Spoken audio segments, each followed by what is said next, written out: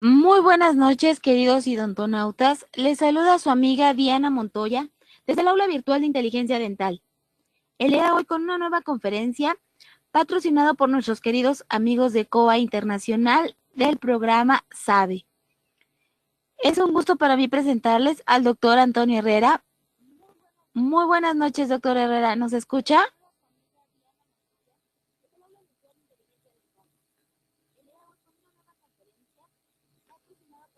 Sí, muy buenas noches. ¿Usted me escucha bien? Sí, doctor, lo escuchamos. Perfecto.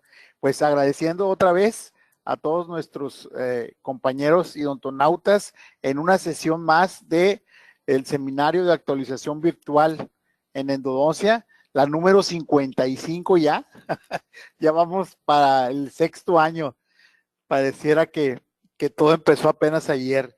Estamos de plácemes el día de hoy por la conferencista que tenemos, pero vamos a hacer un pequeño preámbulo para dar unas pequeñas avisos, sobre todo del programa que ya está a punto de acabarse en mayo del próximo año.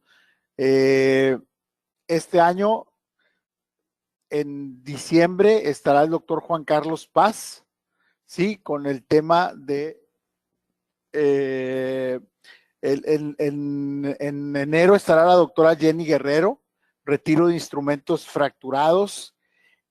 En febrero estará la doctora Gaby Martín, el uso de CBT y reconstrucción posendodóntica, perdón, reconstrucción tridimensional en endodoncia. En marzo estará el doctor Walter Vargas con cementos biocerámicos. En abril estará el doctor Juan Carlos Izquierdo, de Perú. El tema está aún pendiente. Y en mayo cerraríamos nuestro ciclo con el doctor Stefan Henry con el tema desinfección, reto clínico y anatómico.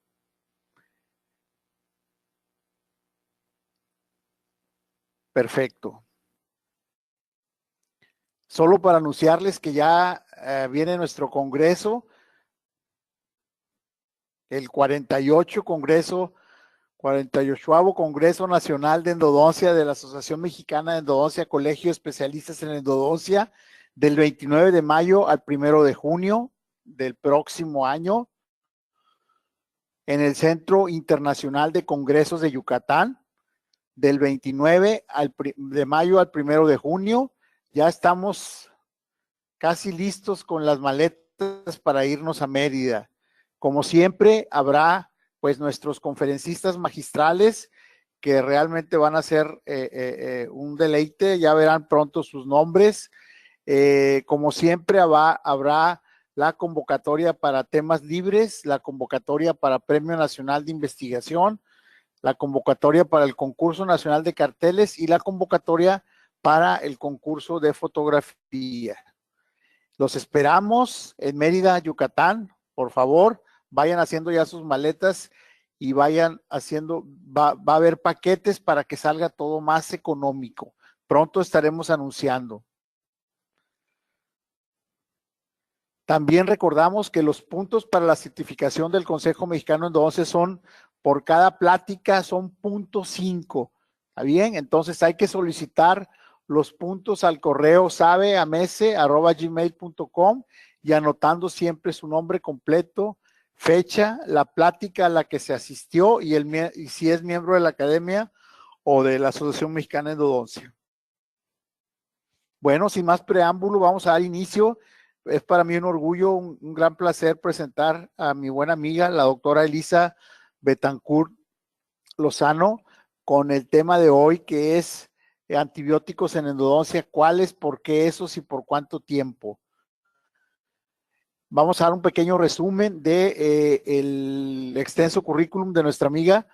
Ella es egresada de la Universidad Tecnológica de México, 1994 al 98, especialidad en endodoncia en la Universidad Autónoma de Tlaxcala del 2000 al 2001, profesora de posgrado de endodoncia en la Universidad Tecnológica de México de 2003 a 2011, profesora de posgrado de endodoncia en el Centro de Estudios Odontológicos de Querétaro del 2008 a junio del 2012, profesora del posgrado en endodoncia en la Universidad Autónoma de Querétaro desde julio del 2012 a la fecha, profesora del posgrado en endodoncia en la Universidad de La Salle, Bajío, del 2008 a la fecha, profesora invitada a la Universidad Autónoma de Yucatán, Anáhuac, Mayab, en la Universidad Autónoma de Nuevo León y en la Universidad Autónoma de Puebla, profesora invitada en la Universidad de Guadalajara, Centro Universitario de Los Altos, miembro del Consejo Mexicano de Endodoncia, certificada 2003 y recertificada 2 veces, miembro del Comité de Examen del Consejo Mexicano de Endodoncia de 2008 a 2015,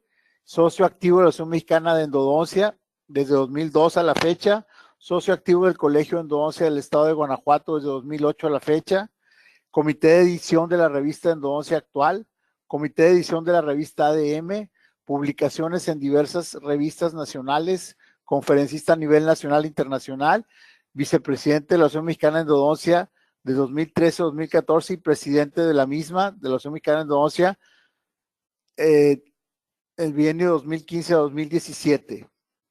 Práctica privada limitada en endodoncia en la ciudad de León, Guanajuato.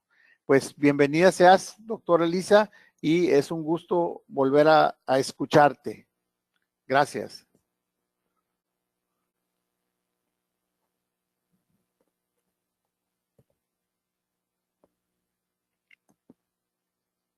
Sí, buenas noches. ¿Sí me escuchan?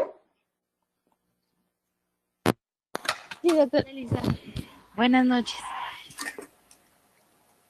Muy bien, pues muchísimas gracias. Primero que nada, a Toño y a Quique por la invitación. A COA, Inteligencia Dental, que continúan apoyándonos con este proyecto de educarnos continuamente desde la comodidad de nuestras casas y por preocuparse además, Toño y Quique, por tener pues temas que siempre nos hacen tener dudas o que nos generan inquietud o temas de actualidad que muchas veces no nos alcanza el tiempo de revisar a lo mejor literatura en journals y bueno, que creo que es una manera muy amigable contar con este seminario para dicha actualización. Y bueno, pues en este caso vamos a tratar de manejar el tema de antibióticos en endodoncia. Pues pudiera ser un tema de pronto ya muy visto, ya muy revisado, muy hablado, pero bueno, nunca deja de ser bueno refrescar información y también considerar algunos nuevos conceptos o bueno, no nuevos conceptos, pero sí algunas situaciones en cuanto a este tema que están generando un poquito de inquietud. Y bueno, lo que yo les voy a presentar es básicamente el criterio que he tomado después de haber revisado alguna literatura referente al tema. Y bueno, no quiero dejar pasar la revisión que tenemos que hacer de un diagnóstico clínico, de ese diagnóstico clínico, aunque ya se ha visto en muchísima literatura que no tiene necesariamente relación con lo que esté pasando histológicamente, sí considero que es nuestra obligación entender en cada uno de los esquemas diagnósticos clínicos qué es lo que está pasando también histológicamente, pues para poder entender mucho mejor cómo se enfermó ese tejido, cómo lo voy a tratar, si voy a hacer diferentes estrategias en mi tratamiento y bueno, finalmente considerar si voy a requerir o no alguna terapia farmacológica que se enfoca sobre todo a lo que sería el tema de hoy. Vamos a revisar también algo de historia. Por aquí seguramente tengo algunos exalumnos escuchándome, algunos alumnos, por ahí aprovecho para saludar a alumnos de la Universidad Autónoma de Yucatán, de la UADY, que me echaron porras desde en la tarde para la plática de hoy. Y bueno, para la gente que me conoce sabe que me gusta mucho hacer revisión de datos históricos. Primero que nada, porque sí me gusta inculcar mucho el no dejar de sorprendernos cómo es que llegamos hasta donde estamos, ¿no? Finalmente son esos datos históricos los que nos ayudan hoy por hoy a entender mucho mejor pues, todos los conceptos que tenemos, aún con tantos avances tecnológicos, ¿no? Entonces, bueno, quiero empezar con esta parte de diagnóstico súper básico, pero como les comento, creo que le va a dar respaldo o sustento a todo lo demás que vamos a hablar. Y bueno, la verdad es que revisando la literatura de diagnóstico, esa literatura que revisa cuáles son las pruebas que siguen estando como un estándar de oro para poder obtener pues diagnósticos lo más certero posible. Dentro de esa literatura, yo encuentro que lo que hoy por hoy sigue siendo lo mejor para poder diagnosticar un diente que ya tiene un proceso infeccioso y diferentes grados de degeneración del tejido pulpar, pues sigue siendo la prueba con frío. Y entre ellas, pues también está dentro de los estándares de oro el tetrafluoretano, que como ustedes ya lo saben, es un compuesto que de pronto ha ido cambiando su química por cuestiones de protección ambiental. Pero bueno, esto es lo que tenemos y en esta diapositiva ustedes ven dos productos que aparentemente pudieran funcionar para lo mismo. Sin embargo, si ustedes se fijan, cada uno tiene hacia qué especialidad está enfocado. Y siempre hay una razón para algo. En realidad, el producto que está evaluado para que nosotros hagamos pruebas diagnósticas, nosotros endodoncistas, sería el EndoEyes. ¿Y por qué no nos serviría de la misma manera otro elemento, otro compuesto químico como el OrthoEyes? Pues porque este OrthoEyes tiene mucho más elemento o fase líquida. Y esa fase líquida le hace perder a esta herramienta diagnóstica una cantidad importante de grados centígrados para poder nosotros hacer nuestras pruebas diagnósticas. Entonces, bueno, únicamente como un consejo clínico, enfóquense a elegir las herramientas diagnósticas que mejor evaluadas estén por nuestra literatura o por la literatura que nos rige, pensando en que cada vez perfeccionemos más nuestras pruebas diagnósticas. Y bueno, pues esta sería la opción. Obviamente que existe una pues metodología para realizar estas pruebas. Yo la verdad es que insisto mucho con mis alumnos en que las pruebas se deben de hacer con una torunda únicamente de algodón, no con un cotonete de algodón, porque con una torunda de algodón, el compuesto, el tetrafluoretano, puede quedar totalmente saturado y no con un corazón de plástico o de madera como lo tiene un cotonete. Y además, el cotonete, la torunda de algodón nos permite abarcar más superficie dentaria para poder estimular o bien no estimular, si es que no hay pulpa viva, a ese tejido. Entonces, bueno, también ya sabemos que tenemos otros métodos que están en constante evolución y estudio, como son el oxímetro de pulso, el láser Doppler. Sin embargo, no lo tenemos aún como herramienta diseñada para el uso exclusivo de endodoncia. Ahora, lo que quiero hacer en esta primera parte es precisamente ir enfermando el tejido pulpar, o sea, desde que tenemos una pulpa vital con todos los elementos celulares, vasculares, nerviosos, de matriz extracelular que tiene el tejido pulpar, hasta provocar una inflamación irreversible del tejido, cambios importantes en vasos sanguíneos, en circulación en general del tejido pulpar, en nervios, para posteriormente entender cómo es que llega ese tejido a convertirse en necrótico y a degradarse todos sus componentes que anteriormente le daban un parénquima Y finalmente, bueno, pues el resultado, ya sabemos de eso, pues va a ser la producción de un tejido inflamatorio crónico que clínicamente conocemos como periodontitis apical. Entonces, en esta diapositiva lo que estamos viendo son fotografías que pues para nosotros endodoncistas también son muy familiares, son de Ricucci. Y bueno, lo que estamos viendo es precisamente un órgano dental con un avance importante de un proceso carioso, pero ya en la parte histológica nos muestra la que está teñida con hematoxilina y eosina, que es la que está arriba de su lado derecho.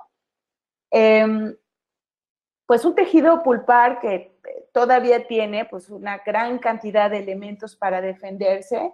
Sin embargo, ya nos presenta un dato de que hay un agresor, de que hay algo que le está insultando, y por lo tanto, pues se genera esta barrera de dentina mal llamada reparativa para proteger ese tejido pulpar. Sin embargo, si ustedes se fijan en un punto que está en el cuerno del lado izquierdo, pues hay una zona de destrucción del parénquima. Y esa zona no ocurre más que por la llegada masiva industrial de neutrófilos polimorfonucleares que quieren pues atacar al enemigo, degradarlo, fagocitarlo, y a esas bacterias, a estas células se les acaba el tiempo de vida y entonces se liberan una gran cantidad de toxinas y de elementos que degradan pues todo el parénquima del tejido pulpar. Y poco a poco es así como vamos teniendo la degradación del tejido pulpar. Obviamente hay elementos como el nervioso que resisten un poco más a esa degradación del parénquima porque pues estos elementos pueden estar rodeados de un tejido conectivo un poco más fibroso, entonces tardan un poco más de tiempo en degradarse. Y esta es otra imagen de la misma literatura de Ricucci, en donde, bueno, él va avanzando con los cortes y en el corte A, pues nosotros vemos una pulpa pues relativamente normal, no vemos ninguna zona de degeneración, y conforme él va avanzando en los cortes, pues va encontrando que hay una degradación importante por invasión bacteriana del tejido pulpar. Entonces ya en la fotografía con letra D, pues vemos una gran zona abscesada con elementos sí inflamatorios, pero que no están logrando detener el ingreso de microorganismos al tejido pulpar. La verdad es que la pulpa tiene muchísimas oportunidades y muchísimos elementos, tanto inflamatorios como inmunes, para poder defenderse. Pero obviamente, si existen factores agregados que no se controlan o la causa no se elimina por completo, pues obviamente el tejido pulpar se le empiezan a agotar precisamente estos recursos.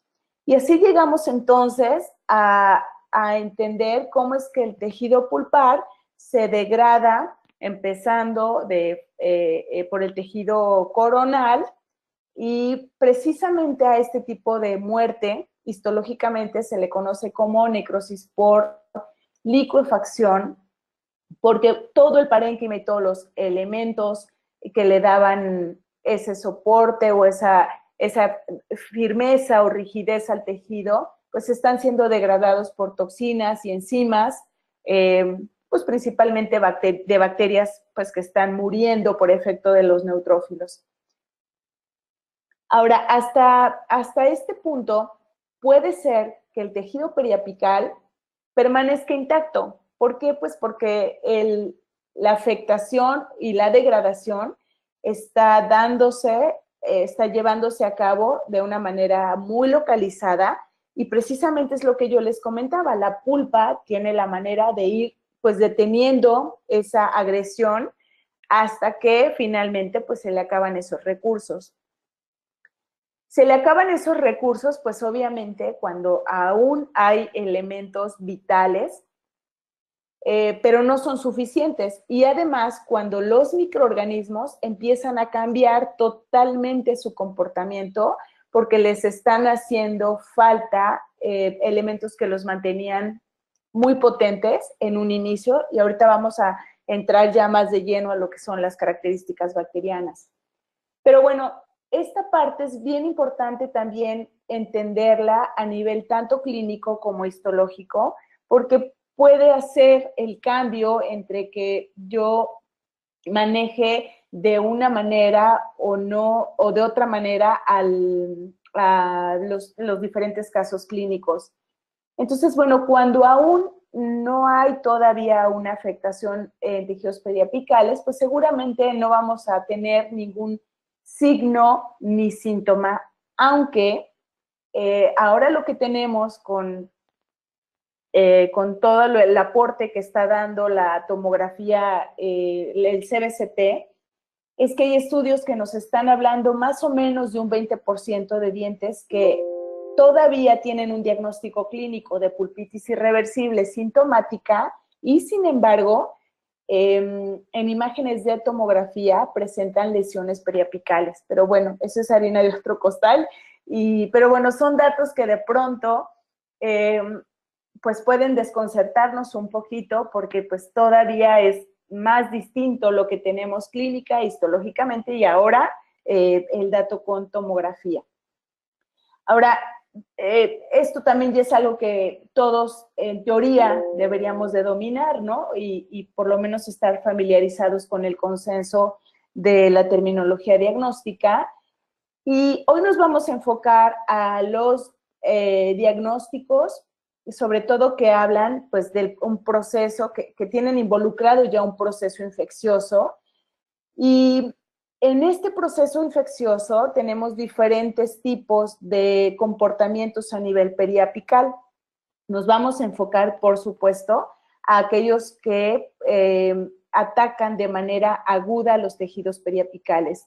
Pero bueno, se entiende que una vez que el avance bacteriano y el establecimiento y la sobrevivencia de las bacterias ya se lleva a cabo en tejidos periapicales, pues hay una serie de producción de sustancias en tejidos periapicales que le avisan a nuestro organismo que las bacterias deben de quedarse dentro del diente. Y no solo eso, estas sustancias también dan aviso para que el hueso se aleje de la fuente que lo está tratando de invadir.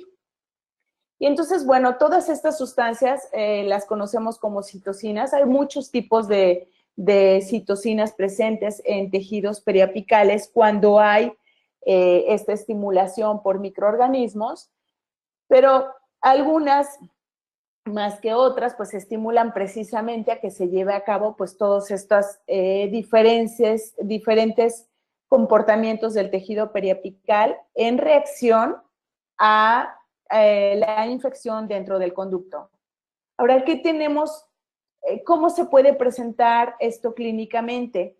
Bueno, y me estoy yendo a esto pues para después ya poder entrar una vez teniendo claro los conceptos de diagnóstico, de histología y de histopatología, pues poder entrar de lleno a lo que es la parte de antibióticos.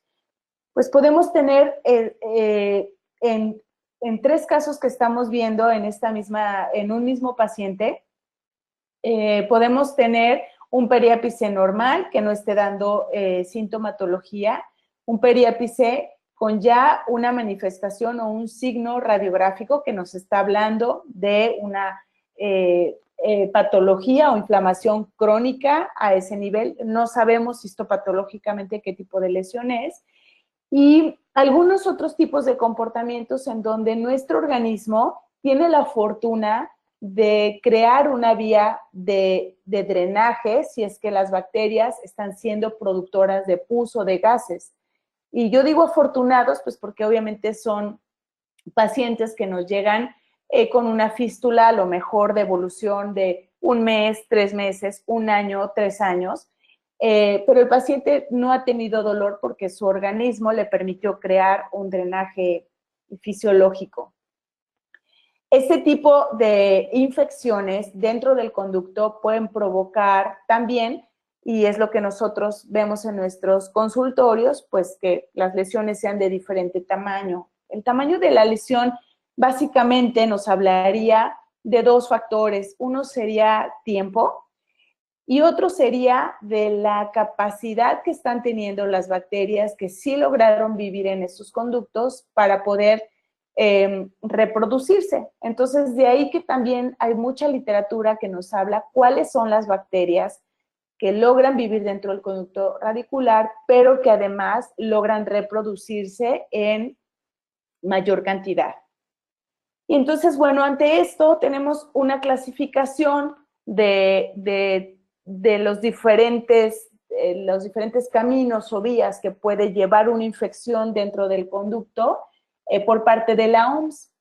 Pero la verdad es que es una clasificación que tanto clínica como histológicamente no ha sido muy funcional. Entonces, por eso es que afortunadamente tenemos a autores que algunos de ellos, sin ser especialistas en endodoncia, en este caso, por ejemplo, Nair, pues son autores que nos han enriquecido y fortalecido en este sentido, o sea, nos han ayudado a entender, bueno, histopatológicamente, qué está pasando, qué tipo de lesiones son. Ahora tenemos una clasificación histopatológica súper bien estructurada en ese sentido, gracias a ellos. Principalmente, bueno, les puedo mencionar a Simon, a Nair, obviamente a Rikuchi, que lo viene a complementar ya estos últimos años. Pero bueno, ellos nos dicen, sí, efectivamente, en la radiografía nosotros no vamos a poder diagnosticar qué tipo de lesión es, sin embargo, histopatológicamente hay que entender qué es lo que está pasando para también saber qué tanto chance hay de que si yo controlo localmente la infección dentro del conducto, este tipo de lesiones reparen. Y bueno, a grandes rasgos, solo por mencionárselas, sabemos que una de ellas, que sería la primera que se forma cuando el periápice detecta bacterias dentro del conducto, es un granuloma, es una lesión rica en células de defensa y en donde pues también este tejido encuentra cierto equilibrio, siempre y cuando no existe entrada de microorganismos a este tipo de lesiones, pues son lesiones que se mantienen así. Después entendemos que estas lesiones se pueden transformar a quistes, dentro de los cuales pues tenemos una subclasificación que también está muy claramente entendida hoy por hoy gracias a estos autores, que sería pues un quiste verdadero, que se entiende que es un quiste que pues se logra englobar por completo y separar del conducto radicular, y un quiste en bolsa, que sería aquel que tiene relación o inserción con el conducto radicular. Y pues ahí hay dos tendencias en cuanto a si unos reparan, otros no, etcétera, que bueno, también ya es otro tema. Y entonces la idea es que tengamos claro cuáles son las diferentes perspectivas a nivel tanto clínico, radiográfico e histológico, porque creo que, vaya, por algo nos llamamos especialistas y precisamente ese nombre es lo que tiene que hacernos especiales, ¿no? O sea, conocer un poquito o mucho más allá de lo que es nuestra área. Y la verdad es que la única manera de lograrlo es precisamente revisando constantemente la literatura. Por eso es que creo que somos muy afortunados en tener los congresos que hoy tenemos en México, en tener este tipo de seminarios para lograr dicho objetivo. Y bueno, haciendo esta muy breve reseña de la parte diagnóstica, clínica, histológica, vamos a entrar de lleno a la parte de antibióticos. Quise cambiar un poquito el orden de las preguntas, o sea, el tema en realidad son cuáles son, por qué esos y por cuánto tiempo.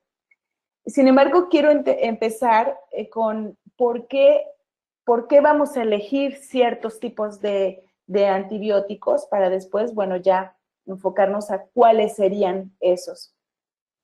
¿Cómo vamos a entender por qué esos? Pues ni modo, aunque no nos guste y aunque nos dé un poquito de flojera, tenemos que estudiar microbiología endodóntica, ya la verdad es que hay muchas alternativas para que nosotros le demos una revisada a este tema. Yo particularmente les quiero recomendar una referencia que fue con la que me apoyé mucho para darle un poquito más de forma a esta charla, que es el libro de FOWAD, de microbiología endodóntica. La verdad es que es un texto muy enfocado a este tema, muy digerible. Tiene a los mejores autores que han hecho investigación en base a este tema a nivel mundial. Entonces es una literatura. Al final les voy a pasar mi correo por si alguien quiera que le dé más información de esto, pero bueno, me ayudó mucho en esta charla. Existe otro libro también que es de Luis Chávez de Paz, y lo empecé a revisar también, pero esa literatura no me apoyó tanto porque es una literatura, aunque es un libro también magnífico, está muy enfocado a lo que es el biofilm dentro del conducto radicular. Entonces, bueno, siento que la parte de biofilm es una también súper especialidad dentro de lo que es microbiología endodóntica. Pero el de FOWAD es como más aterrizado. Y bueno, hablemos un poquito de historia. Aunque no lo crean, es el microscopio que utilizó Leeuwenhoek a sus, me parece, 20 años. Ya estaba en realidad grande cuando él decide pues diseñar este instrumento para poder observar si existían algún tipo de microorganismos con vida en diferentes partes de la naturaleza y del cuerpo humano, aunque bueno, él en lo que se quedó fue sí encontrar ciertos ahí animalillos con diferentes formas y movimientos, etcétera. Después tuvimos los descubrimientos de personajes como Koch y Pasteur, que se pensaba que en este tiempo pues estaba llevándose a cabo pues la era del ataque contra los microorganismos y obviamente el control para muchas enfermedades en ese entonces, porque pues gracias a ellos pues empezaron a desarrollarse una enorme cantidad de vacunas y obviamente medicamentos.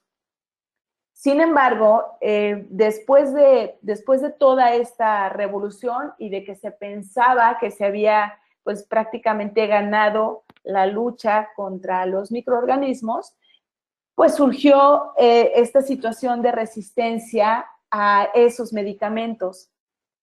Y obviamente lo que empezó a suceder es que precisamente con el boom de la llegada de estos medicamentos y la cura para tantas enfermedades, pues empezó a existir un abuso de estos medicamentos desde entonces. Y el problema es, sobre todo, la dificultad que hay y los costos para desarrollar nuevos antibióticos. O sea, si nosotros en una tabla exponencial vemos cómo es que se han ido desarrollando nuevos fármacos a través de la historia, vemos un descenso importantísimo en cuanto a la producción de nuevos medicamentos en los últimos años, porque nos los estamos acabando y porque es muy costoso desarrollar nuevos fármacos actualmente que ataquen a microorganismos que son ya resistentes a prácticamente todos los antibióticos. Ahora, ¿qué tenemos de historia de estos microorganismos relacionados con endodoncia? Bueno, definitivamente una de las literaturas que también me gusta a mí revisar mucho con mis alumnos es esta de Miller, y fíjense en el año octubre de 1891. Entonces yo les digo, imagínense, pues, ¿qué se tenía en esa época? Pues prácticamente nada, y sin embargo lograban hacer una clasificación que por supuesto que hoy la vemos extremadamente rústica, sin embargo tiene todo el valor del mundo porque pues por ahí empezamos.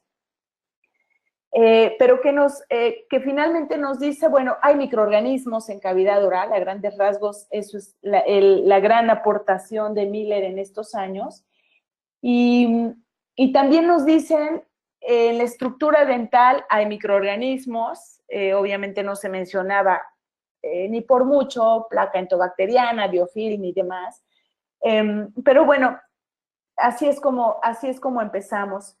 Ya muchos años más adelante tenemos algunos otros microorganismos que también ayudan a entender mucho qué implica que haya o no microorganismos dentro de un conducto radicular.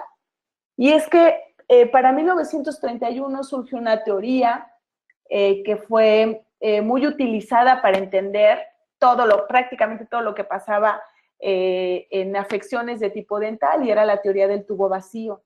Entonces, esta teoría decía que pues prácticamente una vez que estaba degenerado el tejido pulpar, era suficiente razón para que empezara a haber inflamación o dolor o un tipo de lesión periapical en órganos dentales. Y entonces existe literatura, en este caso la que les presento aquí es de Goldman y de Tornek, pues que cuestiona esa teoría del tubo vacío. Esto ya, como les comento, fueron muchos años después, para los 60 por ahí. Y entonces dicen, bueno, ok, o sea, puede haber un tejido estancado, aunque Goldman se cuestiona que ese tejido esté estancado y hace esa primera investigación, pero después existe la gran incertidumbre de, ¿será que únicamente eso es lo que provoca la sintomatología o los signos y síntomas de una infección dentro del conducto? Y bueno, pues forzosamente tenemos que mencionar en este caso a Kakehashi. Kakehashi siempre está mencionado en charlas o en pláticas de microbiología endodóntica y de patología periapical. Sin embargo, si nosotros revisamos este artículo, vemos que el objetivo de Kakehashi era únicamente ver el efecto de los microorganismos en el tejido pulpar. Y él, en realidad, su objetivo era sumamente específico. Y esa es otra cosa que me gusta mucho de los clásicos, que los clásicos son muy, muy enfocados, muy breves, muy, muy directos a lo que quieren encontrar. Y bueno, este no es la excepción, ¿no? Entonces, bueno, ya todos sabemos los dos grupos que utiliza Kakehashi. Un grupo de ratas con flora convencional y otro pues con un control bacteriano o ratas estériles, a las que también se les llaman otobióticas. Y bueno, él no solo encuentra que necesita ver microorganismos para que exista daño en el tejido pulpar, sino que también encuentra afectación importante en tejidos periapicales como abscesos, producción de pus, obviamente mucha destrucción de tejido, etc. Las fotografías que estamos viendo son de este artículo de Kakehashi, las del lado derecho, izquierdo de ustedes, son aquellas ratas del grupo notobiótico, y las del lado izquierdo son las que estaban con una flora convencional. Fíjense cómo en el lado de las ratas notobióticas hay inclusive un intento de reparación, o sea, ahí donde está la flecha vemos una gran cantidad de tejido que está pues como tratando de reparar, pues que se haya hecho una cavidad y una exposición a cavidad oral, pues, sin embargo, sin haber presencia de microorganismos, pues no pasa absolutamente nada, por el contrario, de reparación. Y entonces, Kakehashi es el que nos dice, pues tiene que haber microorganismos para que exista un desarrollo de enfermedad. Y bueno, para esto precisamente es que nos sirve mucho realizar acertadamente nuestras pruebas diagnósticas, ¿no? O sea, entender que tiene que haber por alguna vía entrada de microorganismos. Ahorita vamos a ver cuáles serían esos microorganismos.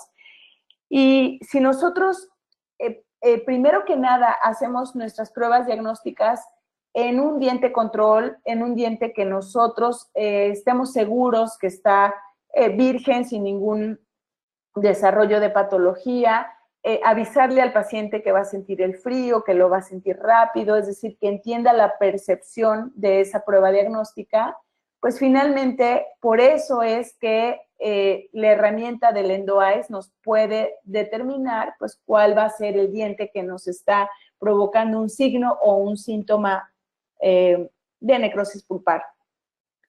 Después tenemos los estudios de Goran Sundquist. Él hace este trabajo como una tesis de doctorado y pues él crea, Sundquist es de las personas que se cuestiona, bueno, ok, ya sabemos que hay microorganismos que forzosamente tienen que estar, pero ahora quiero saber o queremos saber qué tipo de microorganismos son.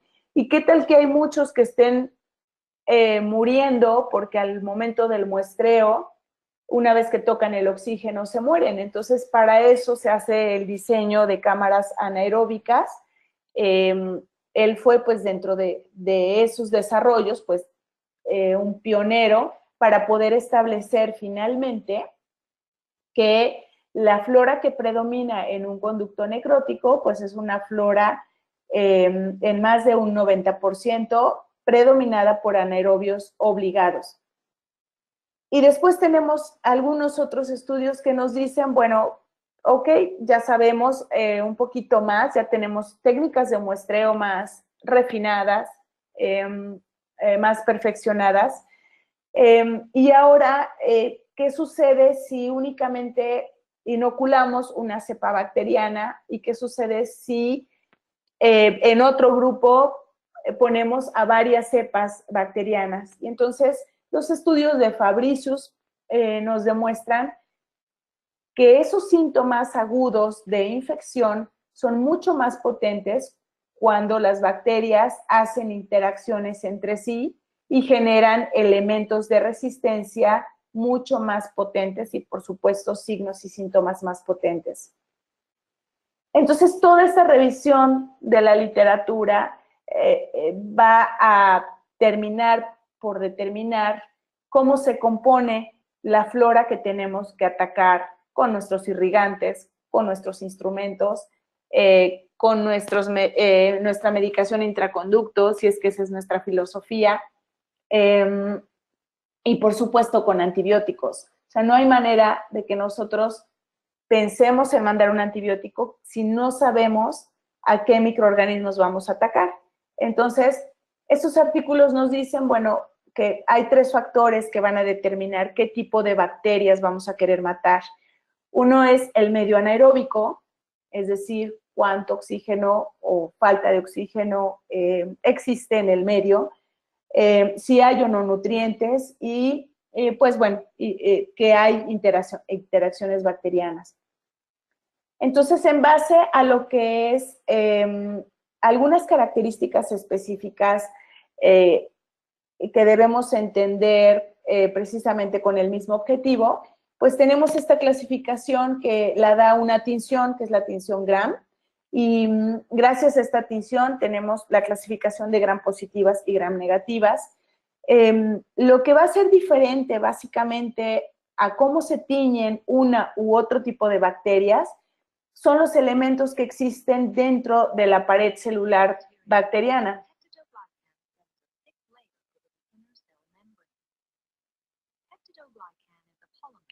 Entonces, aquí básicamente lo que tenemos es que en las bacterias Gram negativas, que son las que están viendo de su lado derecho, tenemos una pared celular con una gran cantidad de lipopolisacáridos, que serían aquellos elementos de la bacteria Gram negativa que inclusive va a provocar que sean bacterias tan agresivas. Generalmente hay un acúmulo de lipopolisacáridos cuando ese tipo de bacteria muere. Y entonces, de ahí entendemos que sea muy, muy fácil que si el 90%, dentro de ese 90% de anaerobios estrictos, hay una gran cantidad de anaerobios también gram negativos, de ahí es mucho más fácil entender por qué estas infecciones es tan fácil que generen síntomas de todo tipo. Y bueno, de su lado izquierdo tenemos a las gram positivas. Esta es, si ustedes ven, es como un bloque un poco más grueso y sí, efectivamente, su pared celular es mucho más gruesa, pero tiene otros elementos que son los ácidos teicoicos y lipoteicoicos. Ambos elementos se pueden liberar o pueden dañar al huésped, aun cuando la bacteria no esté muerta. La situación con los gram positivos es que son bacterias que no son tan agresivas en cuanto a reacciones en el huésped o a sintomatología del huésped, pero sí son microorganismos muy resistentes. Otro detalle que tenemos que entender y que Nair nos ayuda mucho para eso es pues, los diferentes tipos de formas bacterianas, que ahorita pues también está siendo ya pues por automático clasificada la forma bacteriana gracias a lo que hoy tenemos en cuanto a los genomas bacterianos. Pero bueno, las formas bacterianas que predominan en una infección endodóntica básicamente pues son cocos, bacilos, espiroquetas o treponemas, que son la generalidad en cuanto a la forma de microorganismos. Estas fueron de las primeras literaturas de Nair, en donde él se enfoca mucho pues, a enseñarnos que es una flora polimicrobiana, que hay muchos tipos de formas dentro de un conducto radicular infectado. Y después tenemos la clasificación en cuanto a la disponibilidad de oxígeno. Y aquí básicamente son 3 grupos. Aquellos que son aerobios, es decir, necesitan del oxígeno para sobrevivir. Y anaerobios, ya sea estrictos, es decir, si les da oxígeno, si los toca el oxígeno se mueren. O facultativos, que serían pues los más peligrosos en este aspecto, porque pues pueden adaptarse a las características del medio para poder sobrevivir y posteriormente encontrar cierto grado de patogenicidad y provocar síntomas en los pacientes. Y entonces, una vez que entendemos esos detalles de las clasificaciones bacterianas, ¿qué es lo que nos dice a grandes rasgos la literatura? Bueno, que tenemos un 90% en cuanto a disponibilidad de oxígeno, un 90% de anaerobios estrictos y facultativos, ahorita vamos a llegar a eso también, gram negativos, aunque también literatura actual nos habla de bacterias gram positivas anaerobias en una infección primaria. Y en cuanto a forma, pues cocos, bacilos y espiroquetas, lo que yo les comentaba. Y esta flora bacteriana precisamente va cambiando, como yo se los comentaba, en base a cómo se van agotando los nutrientes. Entonces, las bacterias que empiezan a invadir el tejido pulpar, que está a nivel coronal, pues son las más dichosas porque tienen los nutrientes prácticamente completos. Sin embargo, estos nutrientes se acaban muy rápido porque esas bacterias sufren varias fases de fermentación con todos los productos metabólicos que segregan. Finalmente, cuando esas bacterias que invaden el conducto a nivel coronal empiezan a querer atacar el tejido más apicalmente, pues son bacterias que mueren porque la gran mayoría son aerobias. Entonces, en cuanto les empieza a faltar el oxígeno, pues obviamente mueren. La situación es que esos microorganismos que inician una infección primaria dejan muchos elementos de su metabolismo, del metabolismo que ocurrió en ellas, y esos van a ser precisamente el alimento para aquellas que logran ir bajando a tercio medio y a tercio apical y pueden reproducirse, sobrevivir y reproducirse, que serían pues las que tienen éxito para alojarse en la parte apical del conducto radicular.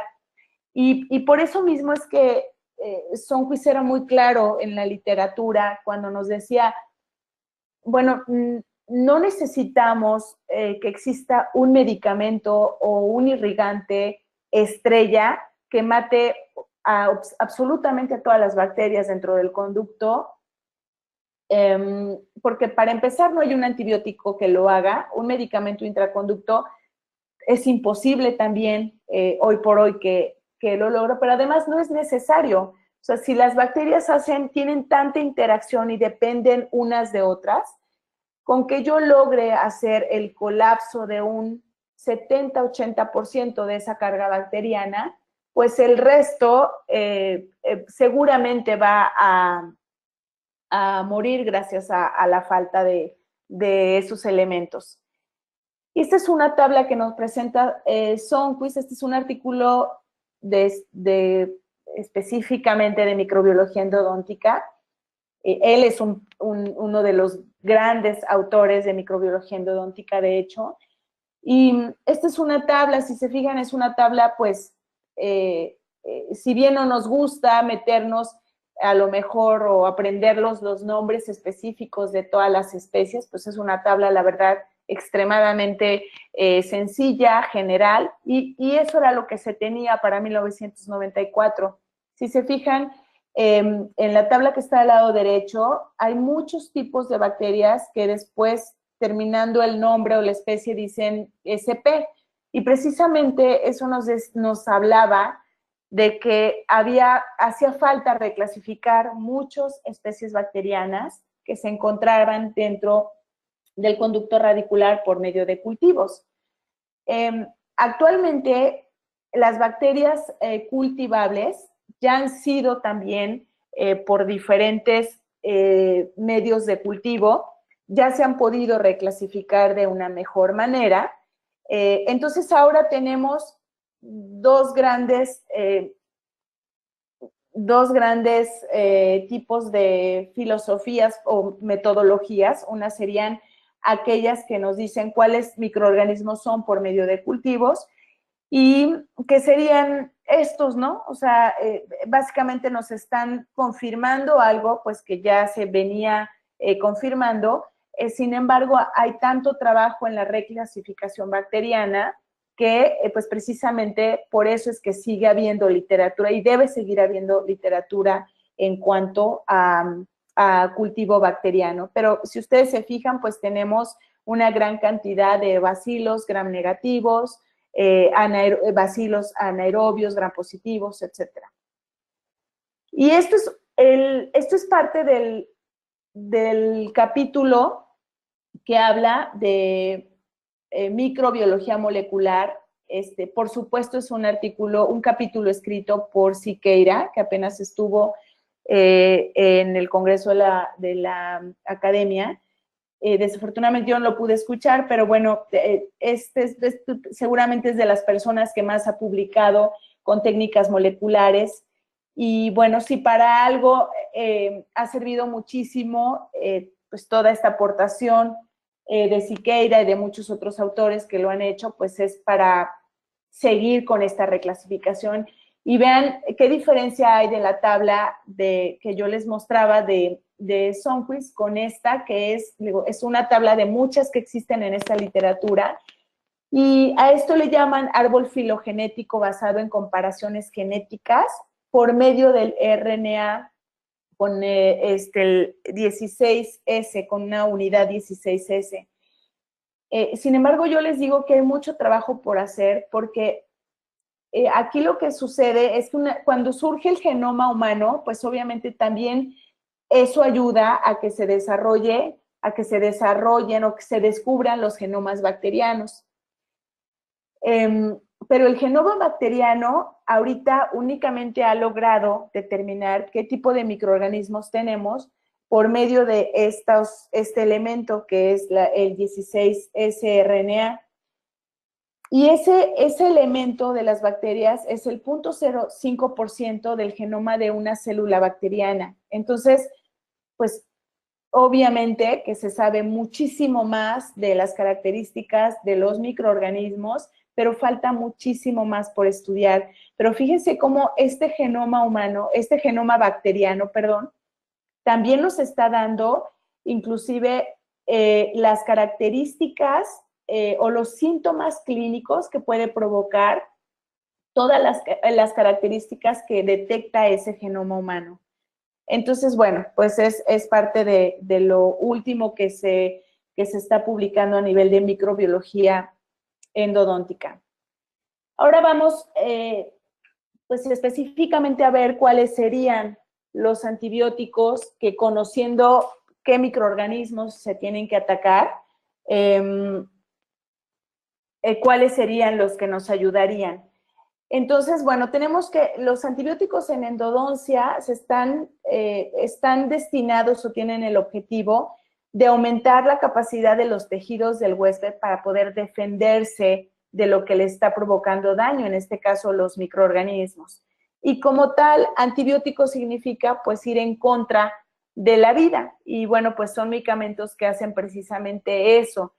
Sin embargo, pues consisten en químicos, ya sean naturales o sintéticos, que puedan inhibir o matar a los microorganismos. Y el avance de los antibióticos, pues obviamente que también ha tenido muchas revoluciones. Entonces tenemos, por ejemplo, desde 1906 que se introducen antimicrobianos específicos para poder tratar infecciones. Ya para el 29, Fleming descubre que la penicilina tiene ciertas propiedades antimicrobianas. Después, por ejemplo, para los 30 tenemos las sulfonamidas, que pues se cree que era la era ultramoderna para el tratamiento de infecciones con antibióticos. Y es hasta el 41 que estos autores, Florey y Chain, producen la penicilina ya para su uso clínico. Esa sí realmente fue la era de oro del uso de antibióticos para combatir infecciones. Desde entonces se han utilizado aproximadamente más de 100 antibióticos terapéuticamente.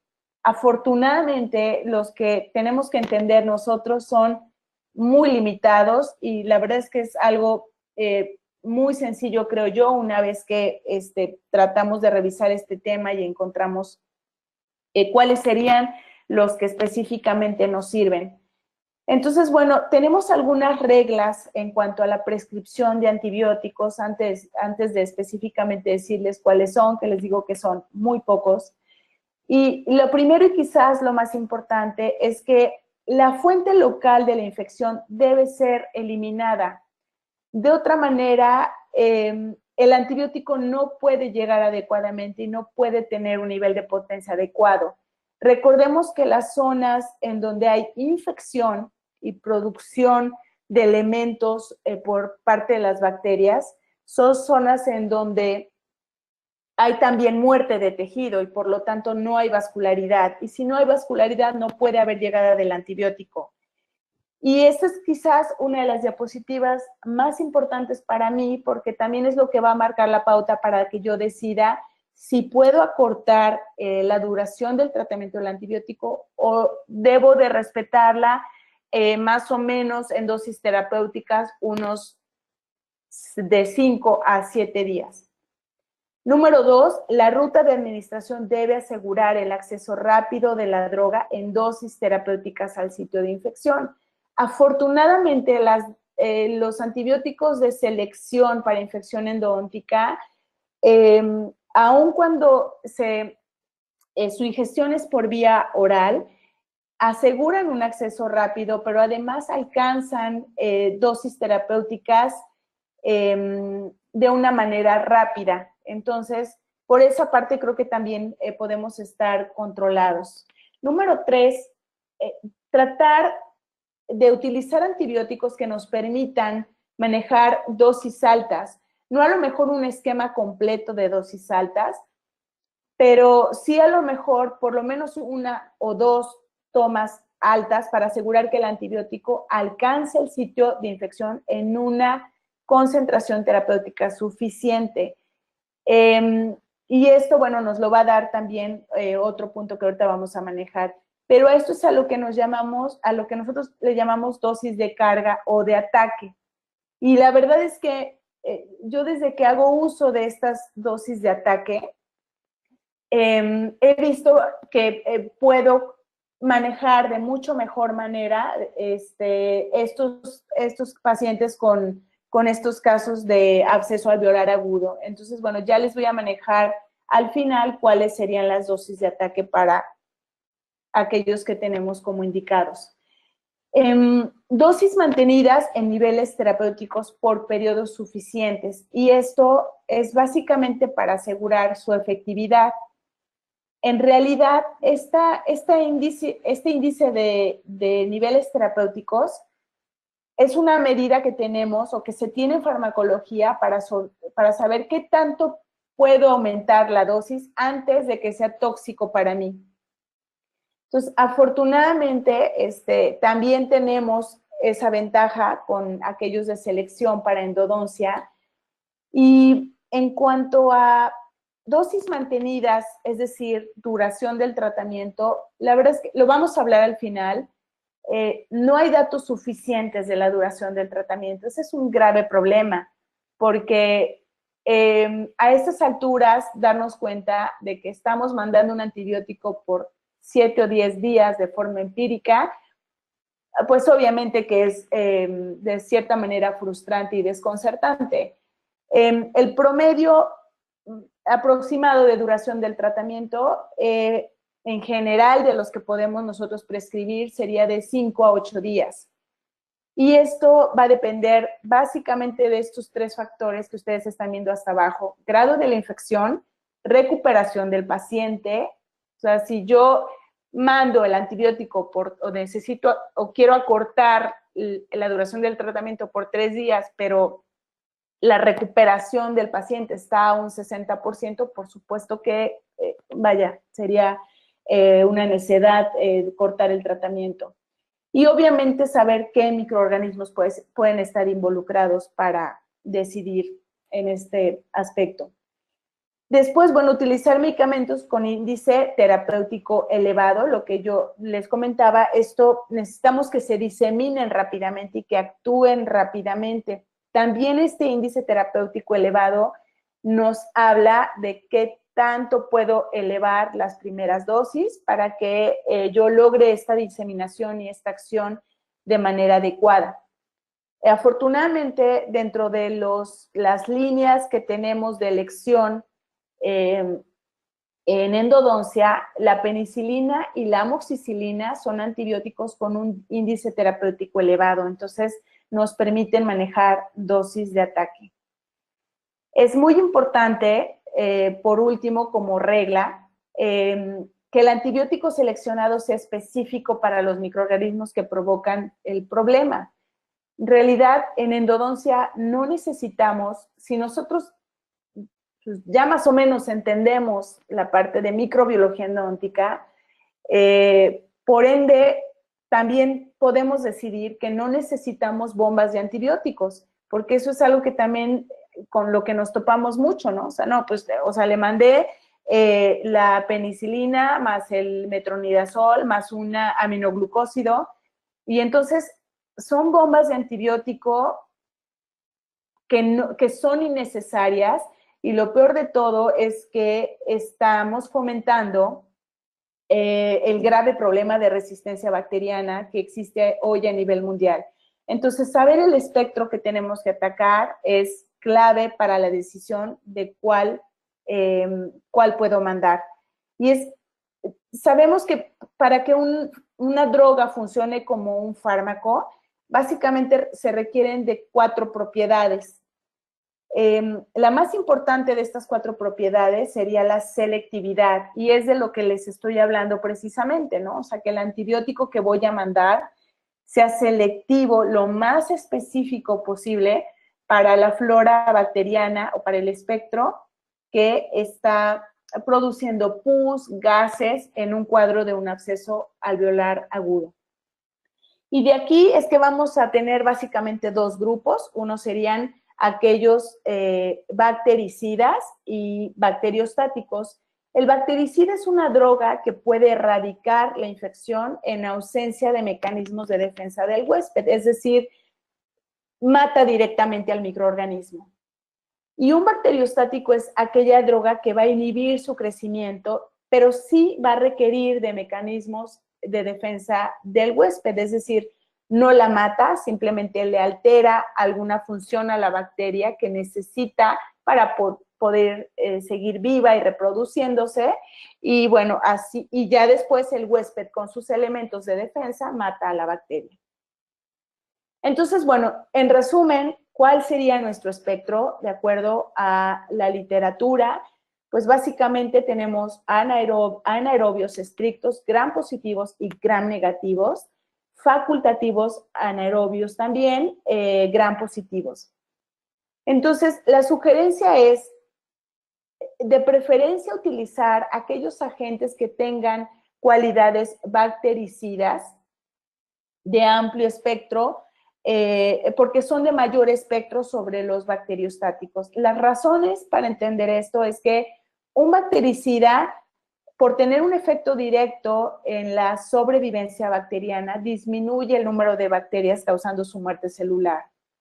Número 2, produce un efecto clínico más rápido que aquellos bacteriostáticos por las concentraciones plasmáticas que alcanza de una manera favorable y rápida. 3, se unen a la bacteria y producen un efecto aún después de caer por debajo de una concentración mínima inhibitoria, es decir, ya aunque el antibiótico haya matado a una gran cantidad de microorganismos, sigue teniendo efecto. Y esto es algo que se logra en general con aquellos antibióticos beta-lactámicos, dentro de los cuales se encuentra un grupo importantísimo para nosotros endodoncistas, que serían las penicilinas. Dentro de este grupo de antibióticos beta-lactámicos tenemos, como yo les decía, penicilinas, pero también cefalosporinas, pero carbapenémicos y monobactámicos. En realidad, me voy a enfocar únicamente a lo que son nuestras líneas de ataque para infecciones endodónticas. Entonces, vamos a enfocarnos a lo que es la penicilina. En realidad, este tipo de antibiótico tiene una gran capacidad para unirse a proteínas de unión de membrana que están en la bacteria. Si ustedes ven en el dibujo de su lado derecho, tenemos una pared celular bacteriana y ese como tubo verde sería precisamente una proteína de unión de membrana. Entonces, la penicilina tiene una gran afinidad por esas proteínas y que inclusive se les llama proteínas de unión a la penicilina. Ahora, ¿cuáles son las bacterias más sensibles a esta propiedad de la penicilina? Pues las gram positivas. ¿Por qué? Pues porque tienen una gran cantidad de transpeptidasas. Esa transpeptidasa es precisamente una proteína de unión de membrana. Entonces, mientras más cantidad haya de esa transpeptidasa, pues obviamente, pues más sitios de acción va a tener este tipo de medicamentos. Este tipo de antibióticos, su mecanismo específico de acción es que, bueno, uniéndose a esa proteína de unión, previene el cruce de cadenas peptídicas y entonces rompe esos enlaces y provoca en realidad cierto debilitamiento de la pared celular bacteriana. El mecanismo exacto de cómo, por medio de la ruptura en la transpeptidación de la pared celular, la penicilina mata a la bacteria, no está realmente con claridad entendido. Sin embargo, algunos de los factores que tienen que estar involucrados es enzimas que producen, pues, definitivamente la muerte de la bacteria, ¿no? Que se les llaman enzimas autolíticas o mureinhidrolasas. Entonces, bueno, ¿qué nos dice la Asociación Americana de Endodoncia en cuanto a nuestras líneas de ataque, nuestra primera elección? Bueno, dentro de lo que revisé, que ustedes lo pueden revisar en la página de la Asociación Americana de Endodoncia, que es www.aae.org. Ahí ustedes se meten a las guías de uso de antibióticos sistémicos. Entonces, en realidad, la primera línea de antibióticos hoy por hoy en Estados Unidos y en Europa para ser utilizados en endodoncia siguen siendo penicilina B-potásica y amoxicilina.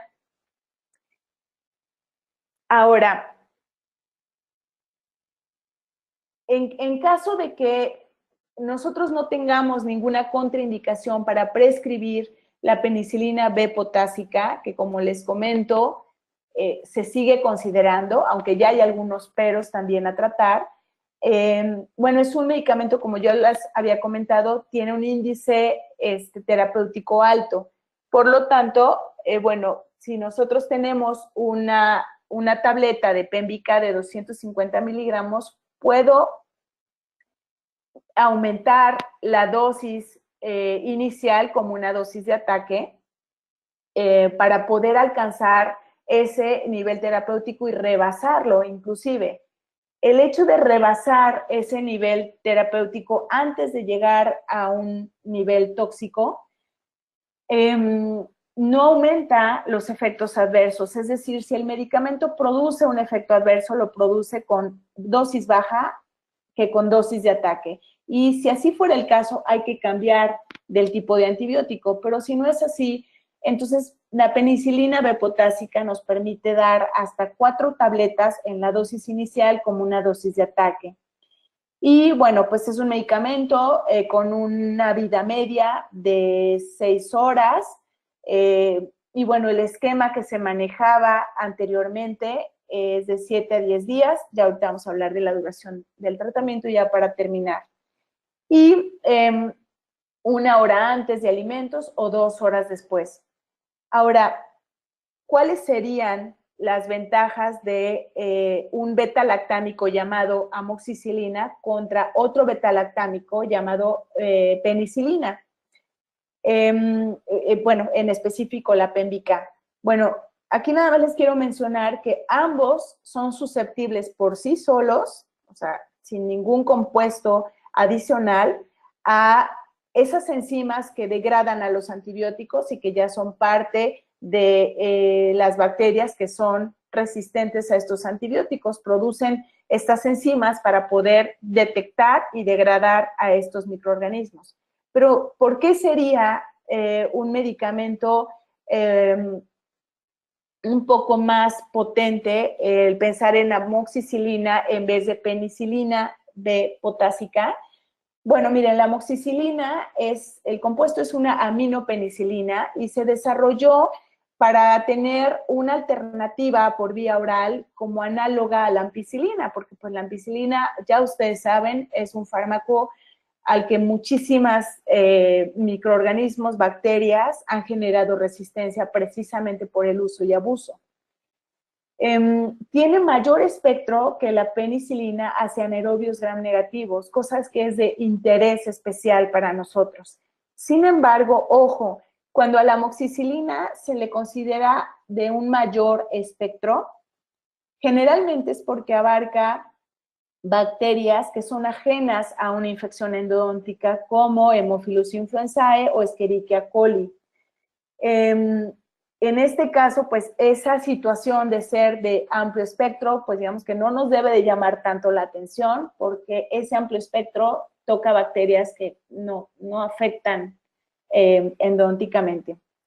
Pero bueno, tiene una mejor absorción gastrointestinal que la penicilina. Eso sí, la penicilina, una vez que llega al tracto gastrointestinal, es un medicamento que se acumula y obviamente es responsable de mayor cantidad de efectos adversos. La amoxicilina, por ejemplo, pasa muy rápido por el tracto gastrointestinal y después continúa su ruta para poder llegar a su receptor y atacarlo. Amoxicilina no es afectada por comida, de hecho, puede alcanzar su pico, perdón, ahí hay un error de dedo, 2 horas después de su ingestión. Y otra de las ventajas que nos ayuda mucho con la amoxicilina es que solo el 20% se une a proteínas del plasma. ¿Y esto qué le da a la amoxicilina? Pues un efecto de acción muy rápida, porque pues rápido sale de torrente sanguíneo para poder llegar a su receptor. Y por último, tiene una mayor vida media que la Penvica. O sea, la penicilina B potásica la tenemos que mandar o prescribir 2 o 3 veces al día, y la amoxicilina, perdón, ahí también hay un error.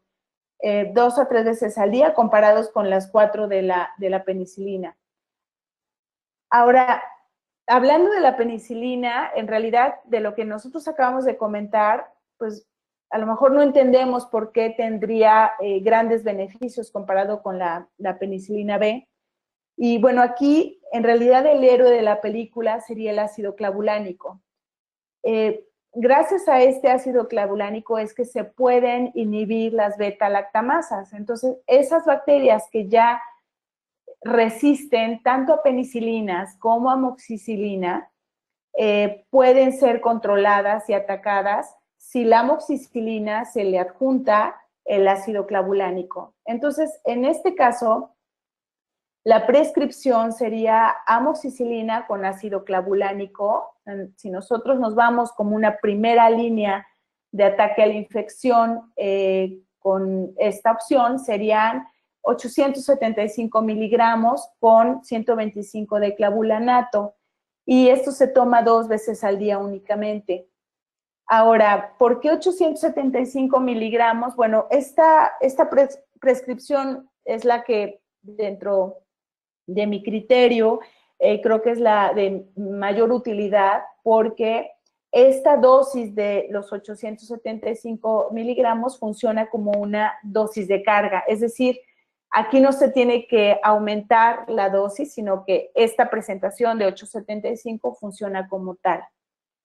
Bueno, ¿qué hay de los antibióticos que interfieren con la síntesis de proteínas? Ya acabamos con los beta-lactámicos, ahora tenemos a este grupo.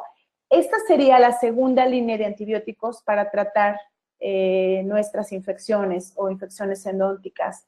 Por supuesto que la primera, si el paciente tiene algún tipo de hipersensibilidad o alergia a la penicilina.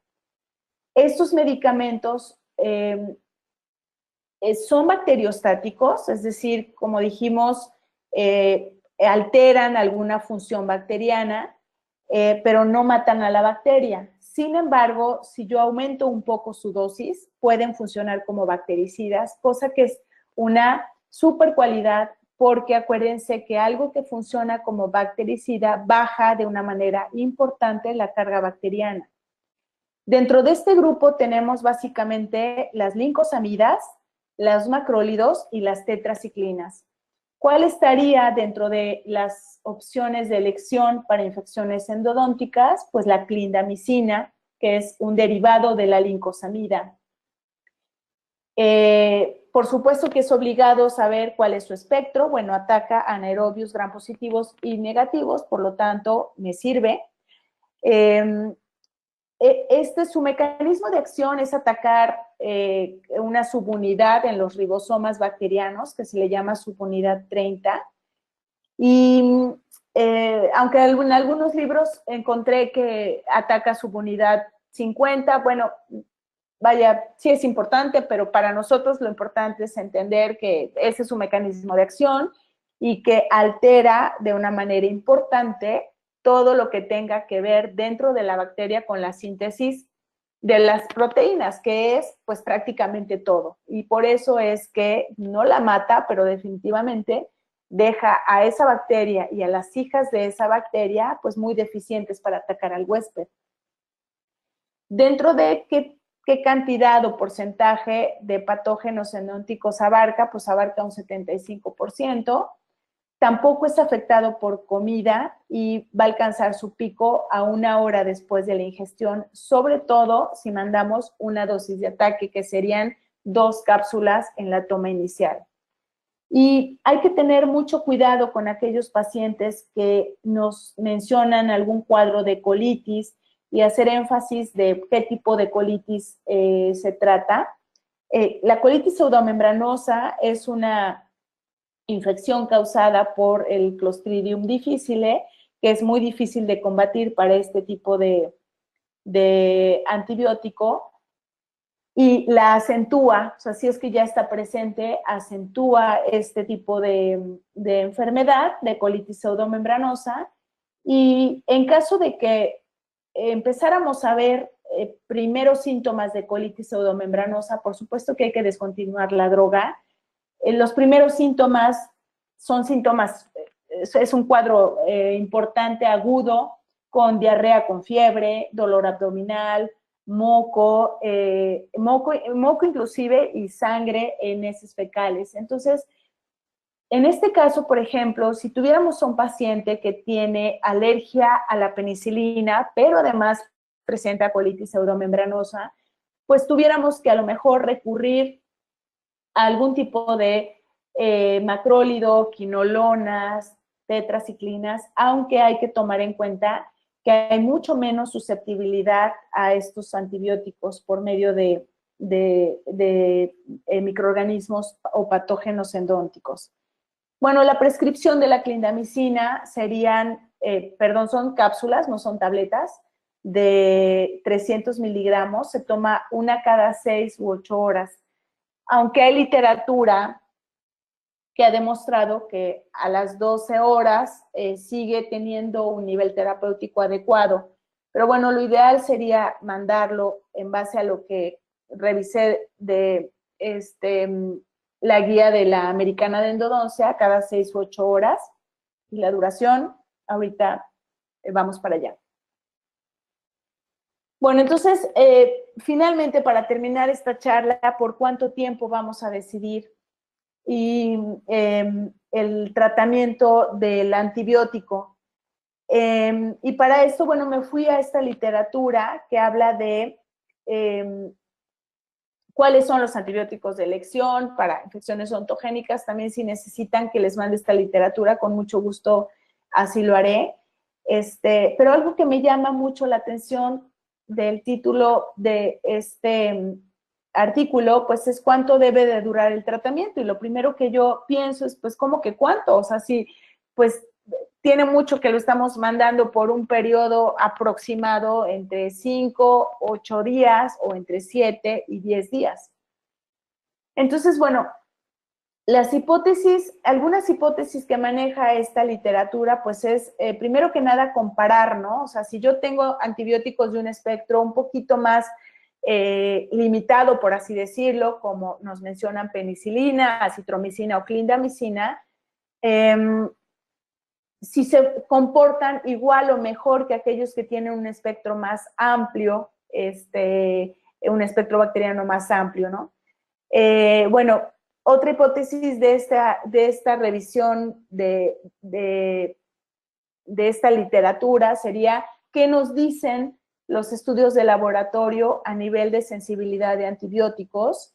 Y por último, bueno, ¿qué literatura nos habla de cuánto debe de durar el tratamiento con el antibiótico? Y después de la búsqueda que hace este autor, se encuentran 772 artículos potencialmente relevantes, por así decirlo. 228 son en cuanto a cuáles actúan en infecciones ontogénicas, y únicamente 3 artículos hablan de la duración del tratamiento. Después de evaluar, en realidad se quedan en cuanto a estos 3 rubros con 23, con 18 y con 3 artículos. O sea, créanme que la revisión se hace de una manera muy exhausta. De hecho, es una revisión bastante larga, esta literatura. Y el filtro, o sea, que el filtro se quede únicamente con 3 literaturas relevantes en cuanto a la duración del tratamiento, pues nos habla del, pues, el empirismo que se ha utilizado para decidir cuánto debe de durar el tratamiento con antibiótico. Pero entonces, dentro de algo que yo encuentro muy interesante y también a generar pues mucha reflexión, pero sobre todo a obligarnos a utilizar nuestro criterio como clínicos, es que, bueno, en este artículo no encontraron estudios que encontraran diferencia significativa si el tratamiento dura 7 días comparado con un tratamiento de duración de 1 a 3 días o de 5 a 7 días. O de 1 a 3 días, pues es un cambio radical, ¿no?, en la duración de nuestros tratamientos. Y dentro de las conclusiones de este mismo artículo es que, bueno, no hay diferencia entre los antibióticos que estaba queriendo comparar de un espectro más limitado con un espectro más amplio. En realidad, lo que sí es importante y lo que sí hace la diferencia es tener un tratamiento quirúrgico adecuado. Esto quiere decir, ya sea empezar el tratamiento de endodoncia, es decir, controlar el manejo de infección con irrigación, con instrumentación, con medicación intraconducto, o bien la extracción, si es un órgano dental que ya no podemos restaurar, o bien lograr incisión y drenaje. Hay menor resistencia con antibióticos más nuevos, o sea, como los de última generación y de amplio espectro. En realidad, estos antibióticos, lo que yo he encontrado es que permiten, si ya tenemos el manejo clínico del caso, reducir el tiempo de tratamiento, porque, bueno, muchos estudios también lo que comentan es que el estar mandando con todos los casos clínicos, con todos los antibióticos, un tiempo de tratamiento de 7 o más días, ha provocado un aumento importantísimo en la resistencia de los microorganismos.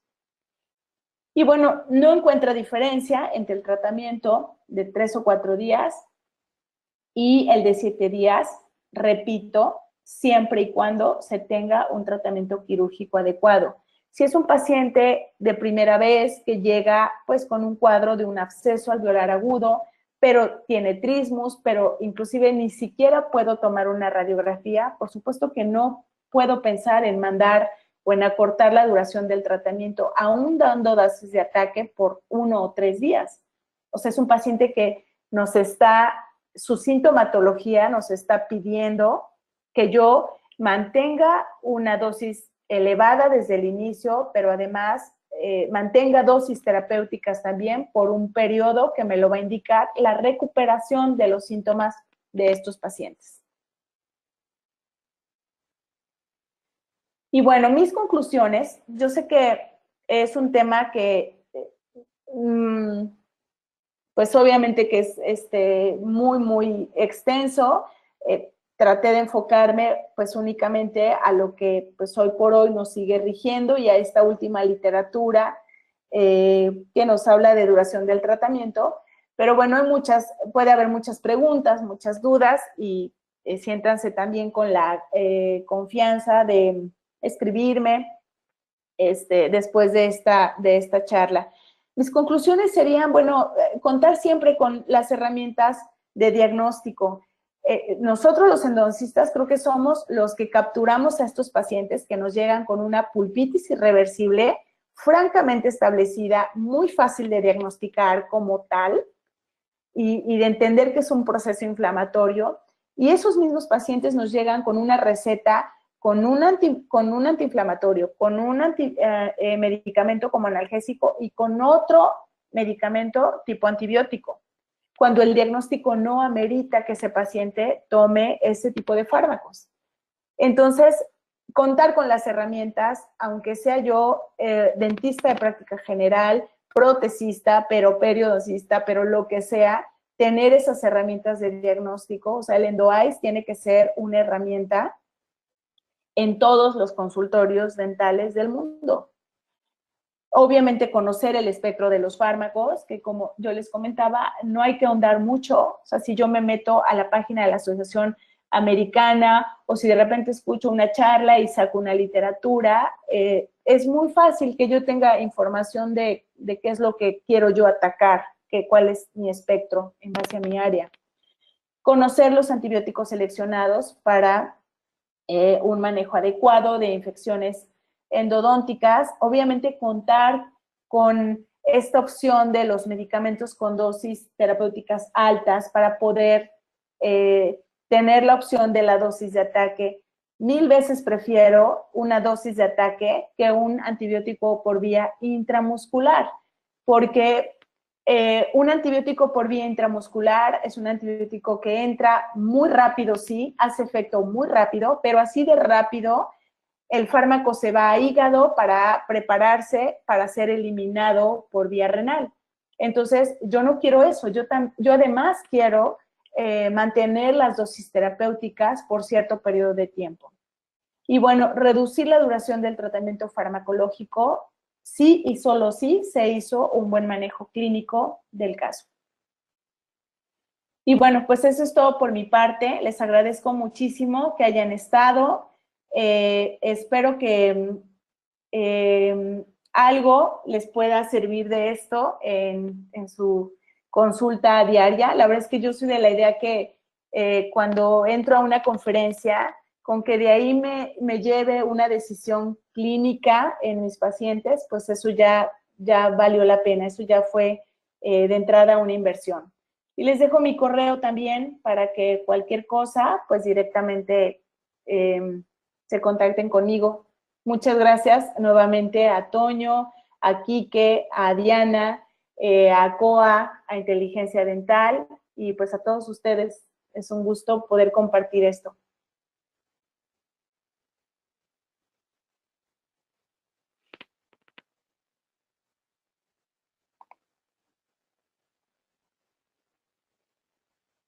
Muchísimas gracias, doctora Elisa Betancourt, por esta interesante información que nos compartió el día de hoy. Les recordamos, queridos idontonautas, que con su conexión en la plataforma se acredita directamente su CADI y lo verán reflejado en máximo 48 horas. A quienes nos hacen favor de acompañarnos vía Facebook, les pedimos por favor ingresar a www.inteligenciadental.com/CADI. Su constancia de asistencia digital del día de hoy podrán acreditarla con el número 756. Doctor Enrique Chagoyán, si gusta podemos continuar con la sesión de preguntas y respuestas. Sí, buenas noches, Diana. Claro que sí. Buenas noches, doctora Elisa. Pues bueno, muy buena la conferencia. Nos va a tocar cerrar con la parte de preguntas y respuestas. Y la verdad es que no esperábamos menos de usted porque sabemos de su amplio conocimiento en este tema. Y sobre todo, fue muy, muy taquillera la noche. Y tiene bastantes admiradores que mandan muchos saludos, muchos de la Universidad de Cualtos, Guadalajara, Cualtos, muchos de Endowadi, por ahí saludos de Bucaramanga, perdón, de Bolivia, también mandan muchos saludos, y algunas de las preguntas que nos tenían por aquí, permítame tantito. El doctor Edgar Hugo Trujillo le manda muchos saludos. Gracias, Hugo. Y la doctora Nadia Karina Pérez nos pregunta, buenas noches, saludos desde Jalisco. ¿Podrían repetir la bibliografía de microbiología en que se mencionó el apoyo? Y muchísimas gracias. Yo creo que esa por ahí se la pudieran andar enviando, ¿no, doctora? Esa se la mando, sí, claro. Nada más que me mande un correo y con mucho gusto. Les va a encantar, el libro es bellísimo. Perfecto. Saludos específicamente desde Nayarit, la doctora Dalia Paulina.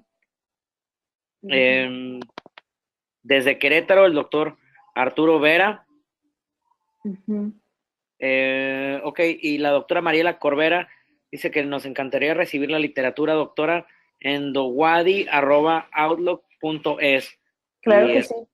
Un gusto poder oírla y le mandamos saludos desde Mérida y esperamos verla pronto por acá en Endowadi. Ay, sí, unas tortas de cochinita. Por ahí vamos a andar ahora en el siguiente congreso, ¿no? Claro, por allá nos vamos a sacrificar. Así es. El doctor Ángel Eduardo nos pregunta, entonces es incorrecto enviar antibiótico terapia ante un caso de necrosis pulpar. Esto debido a que ya no hay vascularización y no tendría caso ya que no llega el antibiótico a la zona. Lo que pasa es que por eso se les llama antibióticos para uso sistémico, porque, bueno, cuando tú decides utilizar en base a tu criterio clínico un antibiótico, es porque pues el paciente ya tuvo o tiene algún tipo de afectación sistémica, ¿no? O sea, afectación puede ser ganglios, malestar general, deshidratación, trismus. Entonces ya existe un cuadro que sistémicamente tiene afectado al paciente. Pero si es un caso de una necrosis pulpar que no tiene sintomatología sistémica en el paciente, y claro, o sea, estos son coadyuvantes y tal cual la Asociación Americana de Endodoncia es muy clara en eso, ¿no? O sea, te van a ayudar como coadyuvantes si el paciente tiene síntomas sistémicos. Sin embargo, en la medida que nosotros podamos controlar o evitar el uso de estos medicamentos que ya están en mucho riesgo por tanta resistencia bacteriana, pues mucho mejor. La verdad es que por muchos años, o sea, los pacientes, inclusive, a mí me ha tocado, ¿no? Oiga, pero no me va a prescribir antibiótico. O sea, como que se tiene la idea de que si tú prescribes antibiótico, eres buen dentista o sabes lo que estás haciendo, ¿no? Y hoy por hoy es todo lo contrario. O sea, su diagnóstico no lo amerita. Inclusive yo, en muchas ocasiones, cuando sospecho que puede, después de la primer cita, desencadenarse un síntoma o una agudización, etcétera, prescribo el antibiótico, pero le digo, si sus síntomas no los controla un antiinflamatorio, analgésico, y se inflama, hábleme y consideramos empezar a tomar el antibiótico, pero no se los doy como de primera línea, ¿no? Solo que el paciente ya venga con afectación sistémica. Perfecto, doctora, muchas gracias. El doctor Jorge Mario Arriola, buenas noches. Primero que nada, ¿qué reacción espera encontrar con la utilización del EndoEyes? Ya, y si hay cambio dependiendo del tipo o grado de afección, y recomienda dar una antibioterapia previa a la endodoncia, y si no, cómo controlar la algesia en el momento de realizar el procedimiento. Muchísimas gracias. No, previa a la endodoncia, no. O sea, lo más importante es que ataquemos la causa que está provocando el cuadro infeccioso lo más pronto posible, ¿no? O sea, empezar el tratamiento de endodoncia. Esto de váyase una semana, tómese antibiótico y luego regrese, no. O sea, en realidad yo creo que la única situación clínica para mandar al paciente a su casa solo con la receta del antibiótico es que el paciente tenga trismos y que no nos permite hacer nada. Pero de ahí en fuera, siempre y cuando nosotros podamos actuar clínicamente lo más pronto posible es mejor. Entonces no lo mandaría previo, pero sí una vez que tengo la justificación para hacerlo, primero actúo clínicamente y luego pues ya se prescribe el antibiótico. El EndoEyes, ¿qué reacción espero? Pues confirmar un cuadro de degeneración pulpar, es decir, ausencia total de respuesta con el EndoEyes. Y para eso, hijo, a lo mejor soy muy repetitiva y muy necia en esto, pero para eso primero necesito que el paciente perciba el frío en un diente control.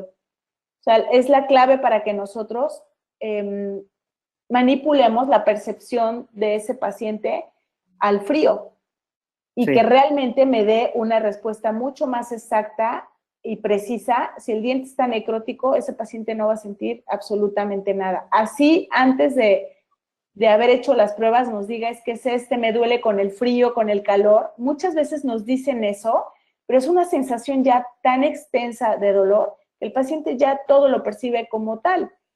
Y ponemos EndoEyes y hay cero respuesta, ¿no? Entonces, eso es la respuesta que yo esperaría. Perfecto. Diferentes saludos del doctor Miguel Villegas, el doctor Hansel Reza, de la especialidad de endodoncia Justo Sierra. Siempre es un placer escucharla, doctora. Gracias. Saludos también desde Venezuela, la doctora Livia Rivas. Gracias. Y por acá nos pregunta el doctor Ernesto Bertrand. Bueno, nada más le manda muchos saludos. Gracias, igual, Neto. Y el doctor Roberto García, ¿qué opina de la administración del metronidazol en conjunto con amoxicilina y en qué caso lo recomienda? Con amoxicilina no tanto como con penicilina.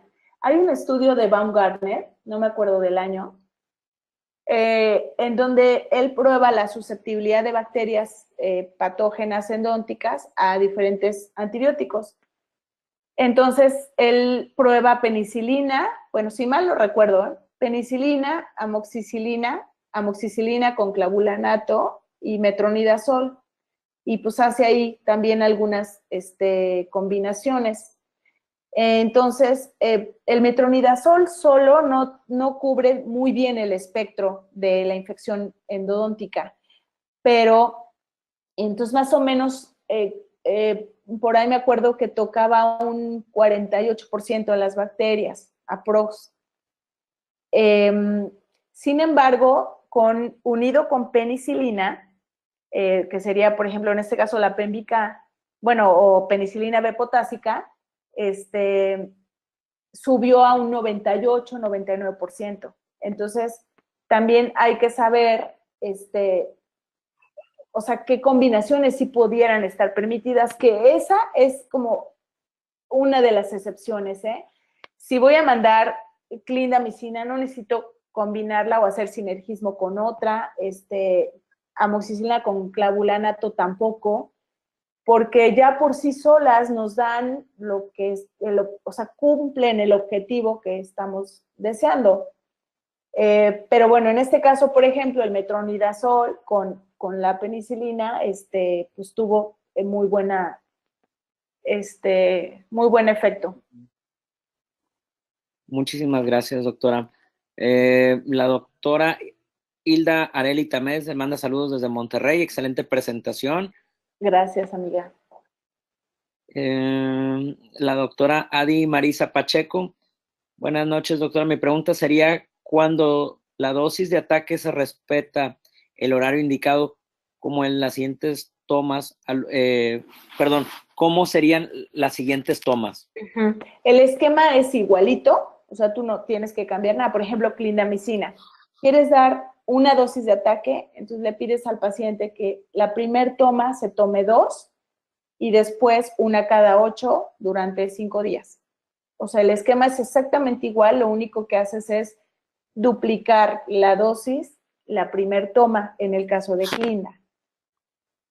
Pero no cambias nada en cuanto a intervalos. Ok. Muy bien, muchísimas gracias, doctora. La doctora Lucía Argüello manda saludos desde San Pedro Sula. Gracias. Y, pues bueno, aquí por cuestiones de tiempos, doctora, nos están medio dando. Sin embargo, me voy a permitir a leer el reconocimiento y dice: Asociación Mexicana de Endodoncia otorga el presente reconocimiento a doctora Elisa Betancourt Lozano por la impartición de la plática el 1 de noviembre del 2018 durante el seminario SABE, antibióticos en endodoncia. ¿Cuáles? ¿Por qué esos? ¿Y por cuánto tiempo? Firma Consejo Directivo AMC AC 2017-2019 y a nombre del doctor Marco Vinicio Saldívar, a nombre del doctor Antonio Herrera y un servidor, entregamos este diploma que hace ratito por ahí teníamos en pantalla. Y siempre es un gusto, doctora Elisa, No, tenerte no. aquí en tu casa de AME, sabe, y Gracias. muchísimas gracias. Y nosotros aprovechando acá en la franja fronteriza, que son ya casi cuarto a las 12 de la noche, yo sé que en el centro del país estamos una hora un poquito atrasados, pero siempre es un gusto recibir la educación continua que nos otorga a través de SABE.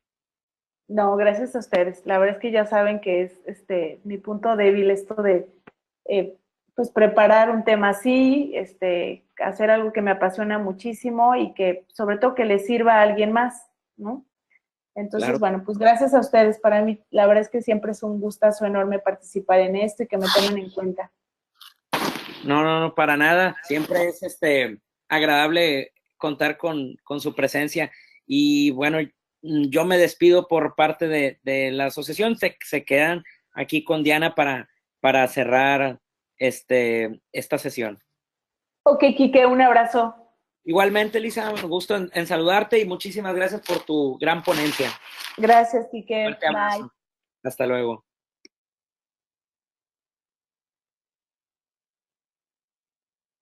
Muchísimas gracias, doctora Elizabeth Betancourt. Le mandamos un fuerte abrazo hasta León, Guanajuato. Gracias. Agradecemos a nuestros queridos amigos de COA Internacional por esta interesante conferencia.